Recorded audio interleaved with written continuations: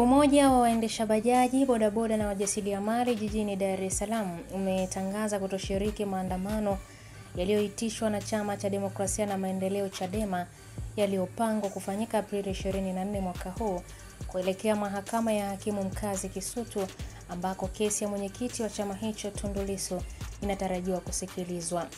Makamu mwenyekiti wa wajasiriamali wadogo nchini Steven Lusinde ametoa tamko hilo leo Ilala jijini Dar es Salaam, akisisitiza kuwa wanachama wao wameamua kutumia siku hiyo kufanya kazi na kujitafutia kipato badala ya kushiriki maandamano. Aidha, alieleza kuwa kundi hilo halihusiki na vitendo vya uchochezi na badala yake linahamasisha amani.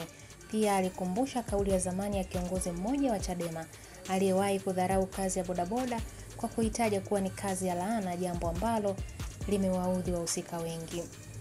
Naye mwenyekiti wa shirikisho la maofisa wa usafirishaji nchini Saidi Kagomba amesema kuwa walipokea taarifa kupitia vyombo vya habari kuhusu wito wa Chadema kwa wananchi kujitokeza kwa wingi mahakamani siku hiyo.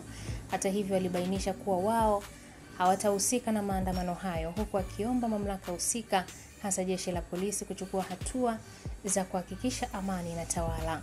Kwa upande mwingine, mwenyekiti wa chama cha waendesha bajaji wenye ulemavu kutoka Kariakoo, Rosbert Kajaraba, amesema kuwa hawana mpango wa kushiriki maandamano hayo kwani wanatambua athari zake kwa amani na shughuli zao za kila siku. Nao viongozi wa machinga katika soko la Ilala wakiongozwa na Bakari Mkupa wamesema tayari wamewasiliana na viongozi wa masoko yote kuhakikisha hakuna atakayeshiriki maandamano hayo.